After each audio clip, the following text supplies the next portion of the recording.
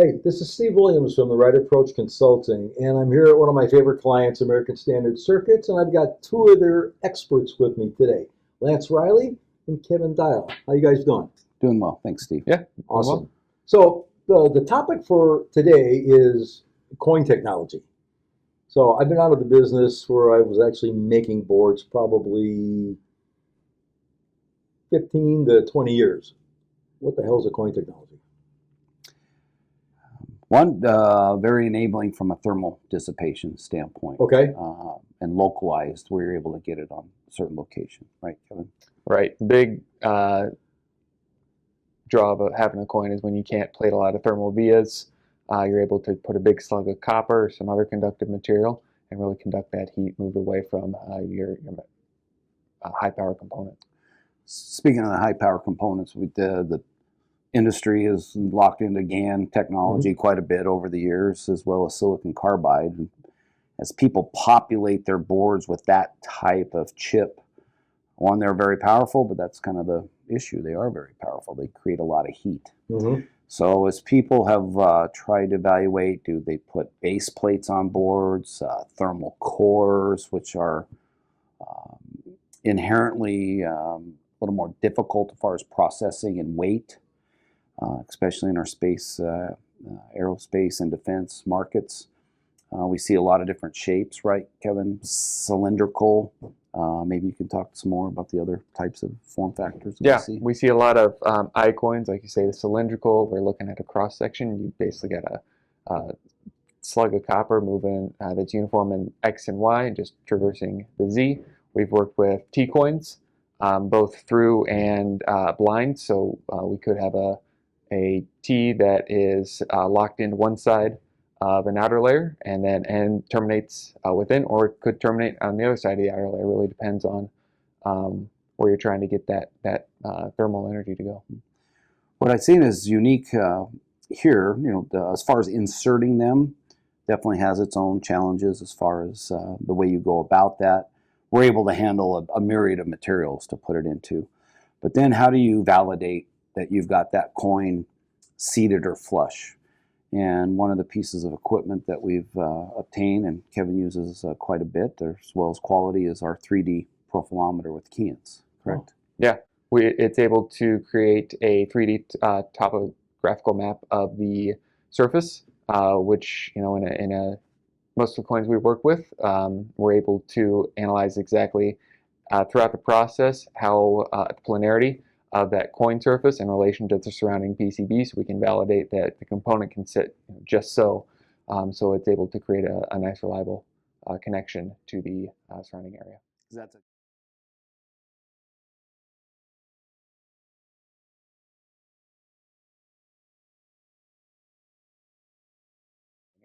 That's a big key. Typically, these things are either cavity work, belly down type components, very precision cavity work, plated floors, plated sidewalls, creating little Faraday cages, if you will. But as a proper circuit board, like I said, now you're at a surface mount component, and that needs to be flat. So they usually give us a tolerance plus or minus 2. I think the most wiggle we get is plus or minus 3. So the thing there is, until someone that's a customer putting the board together, the only way they'll know that you're not coplanar is when they can't see the chip where you've got these coins. So I think that's a very key enabler about how to verify that you've got the right product coming to be assembled. Sure. Right. Is that a new piece of equipment? Yeah, within the last 18 months. And, being a non-destructive analysis, a lot of these boards will see anywhere between, 1 coin up to 30 coins per board. So the ability to non-destructively analyze and get a very solid sample size and sample-based analysis on planarity of these connections, I think is a very powerful tool for us from a quality standpoint, from a process standpoint, and, something that we can give a lot of confidence to our customers in. Being able to receive these quality surface. To Kevin's point, that a good amount of our products are radar based, and usually very complicated.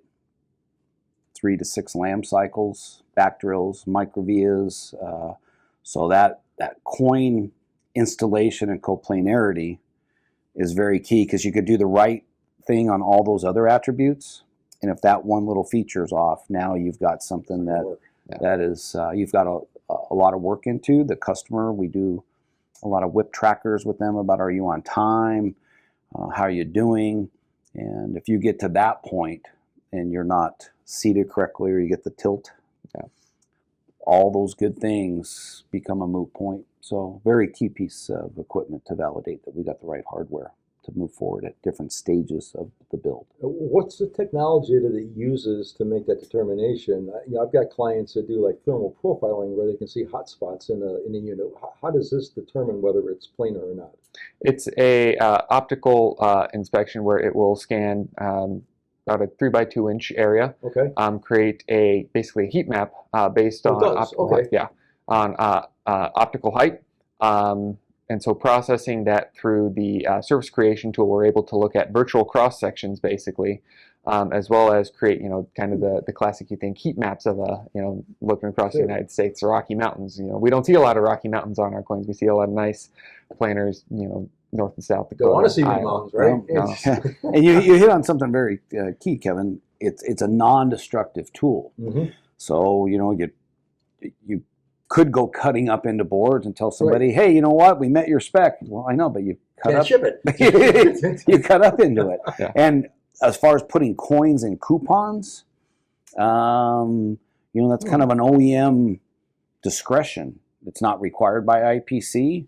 It might have it in the board, but as far as a IPC 2221 type strip or whatever it might be, as far as compliance, ABs, ABRs, D coupons, all those things, the coin technology, I think, is going to continue to get into that, but that discretion isn't there at a coupon level. That's interesting.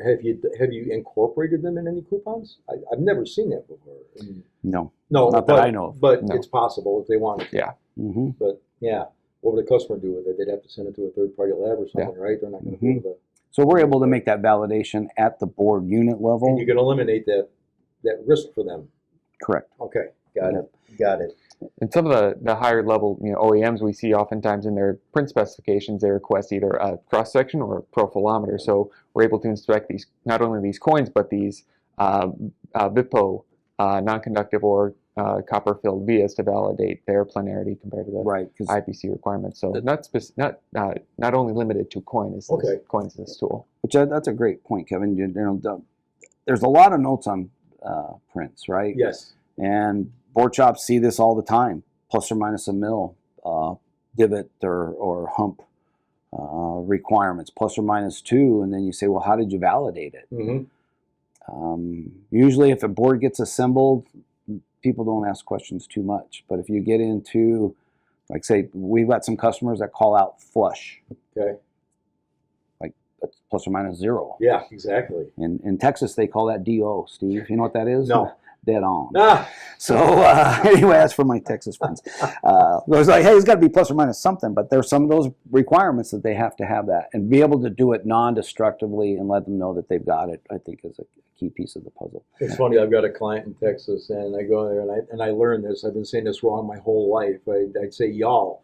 And they said, well, if it's more than one person, it's all y'all. That's right. I had no idea that was how you said that. And if you start saying that, you're like, man, that's wearing off on me. So, hey, one of the other things I've seen, I guess, on some of this coin activity that we're seeing, that's actually pretty active right now. We're seeing it in a lot of different applications, not just military, aerospace, and defense, some commercial type radars or antennas, I guess is the best way to put it. The other one is the beaming of power. That's fascinating. You and I talked. We all talked about that earlier. That, to me, that is just fascinating. What's that all about? So people have, I guess, have beam formers to beam different types of information on AESA radars, et cetera, uplink, downlink type thing.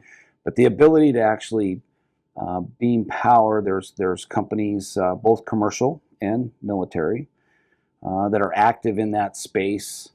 I can't talk about the frequencies that they're up to. Of course. But it allows for, let's say, either, like I say, commercial or military let's say you have a commercial drone and you've got a farm Mm-hmm. and you want this thing to continue to fly around and kind of map how my seeding's going or my livestock, but typically they could only fly around for X amount of time. If you have a certain unit that can beam power to these things, they can almost fly, I wouldn't say indefinitely, but they're not limited the way they are today. Maybe. That's incredible. It is That's fascinating. incredible.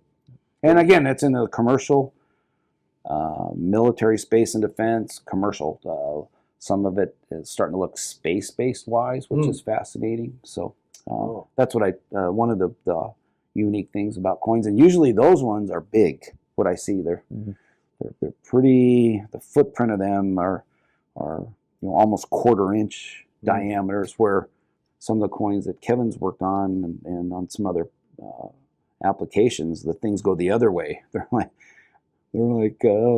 8 mils round, and so we go from stuff that's very micro coins to really big slugs, if you will. Wow. So a lot of different thicknesses and shapes, right, is the best way to put it. Absolutely.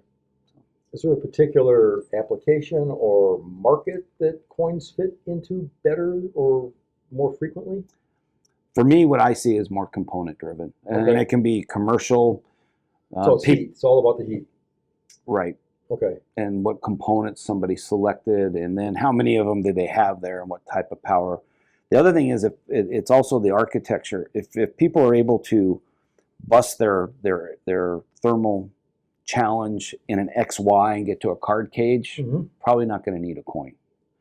But when you don't have a card cage and you need to get to the Z-axis piece of the puzzle, that can be your only solution. Sure. To get it top to bottom. But we do work with other materials, right, that are HTC, high thermal conductivity type materials from different suppliers that help that mechanism even more move the heat in the Z. Interesting. So, I mean, you guys are a big UHDI manufacturer. Is this limited to that, or is it broader than that, this coin technology? Coins can go, again, it's not substrate driven. Okay. Any application, basically. Right. Essentially, yeah. As long as we select the right construction, right materials to secure that coin within this stack up, there's really no limitation to the applications. You interesting you bring up Ultra HDI. Okay. So while that is that fits in a lot of market spaces, have not seen Ultra HDI on coin boards. Really? Yet. Yeah. Okay. Yeah. Where we see that is in 0.35 millimeter type devices, escaping some really super fine pitch, or into really high fidelity signal integrity type things. So we can talk some more about that if you like. Interesting. Absolutely. Well, once again, Steve Williams here at American Standard Circuits with Kevin Dial and Lance Riley, and thanks for watching.